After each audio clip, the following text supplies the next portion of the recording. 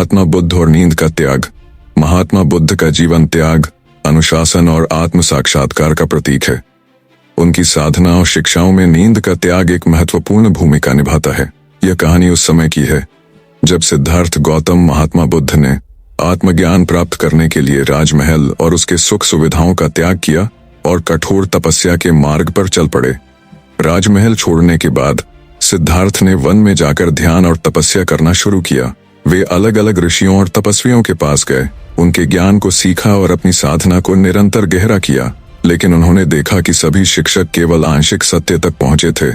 सिद्धार्थ ने तय किया कि वे अपने भीतर के सत्य को स्वयं खोजेंगे। उन्होंने बोधि वृक्ष के नीचे बैठकर यह संकल्प लिया, जब तक मैं सत्य को नहीं प्राप्त कर लेता तब तक इस स्थान को नहीं छोड़ूंगा, चाहे मुझे कितनी ही कठिनाइयां सहनी पड़े। बोधि वृक्ष के नीचे ध्यान करते समय सिद्धार्थ ने अपनी साधना के दौरान नींद और आलस्य को सबसे बड़ी चुनौती के रूप में अनुभव किया। कई बार उनकी आंखें भारी हो जाती, शरीर थक जाता और उन्हें नींद आने लगती। लेकिन उन्होंने अपने संकल्प को दृढ़ रखा और हर बार नींद पर विजय पाने के लिए अलग अलग तरीके अपनाए। जब भी उन्हें नींद आती, वे अपने मन को सतर्क करने के लिए गहरी सांस लेते और अपनी ऊर्जा को ध्यान में केंद्रित करते। उन्होंने अपने मन को प्रशिक्षित किया कि वह शरीर की थकान को न माने और आत्मज्ञान की ओर पूरी ऊर्जा से प्रयास करे। सिद्धार्थ ने खुद से कहा, यदि मैं नींद के वश में हो जाऊंगा तो मैं सत्य को कैसे प्राप्त कर पाऊंगा। आलस्य और नींद मेरे लक्ष्य के सबसे बड़े शत्रु हैं। एक रात जब सिद्धार्थ गहरे ध्यान में थे, तब माया का प्रतीक ने उन्हें सत्य की राह से भटकाने की कोशिश की।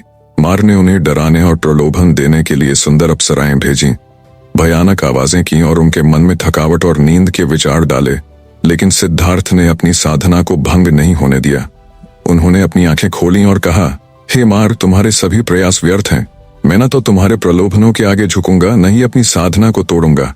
मेरी नींद और थकावट से लड़ने की शक्ति मेरी आत्मा से आती है। मार हार मान गया और सिद्धार्थ ने अपनी साधना जारी रखी। सिद्धार्थ ने लगातार 7 दिनों और 7 रातों तक बिना सोए, बिना हिले डुले ध्यान किया। उन्होंने अपनी नींद और आलस्य को पूरी तरह त्याग दिया।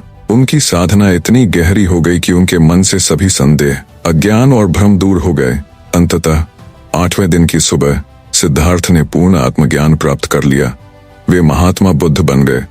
उन्होंने जीवन और मृत्यु के चक्र, संसार के रहस्य को समझ लिया। बुद्ध ने बाद में अपने शिष्यों को सिखाया, नींद केवल शरीर के लिए है, आत्मा के लिए नहीं। यदि तुम जागरूकता और अनुशासन के साथ जीवन जियोगे तो नींद और आलस्य तुम्हारे ऊपर हावी नहीं होंगे। अधिक नींद मोह का कारण है।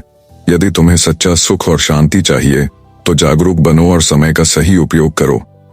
उन्होंने यह भी कहा कि साधक को केवल उतनी ही नींद लेनी चाहिए जितनी शरीर को आवश्यक हो, ताकि उसका मन सतर्क और ध्यान केंद्रित रह सके।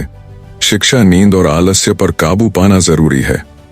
यदि हम अपने लक्ष्य को प्राप्त करना चाहते हैं तो हमें अपने आलस्य और नींद पर नियंत्रण पाना होगा।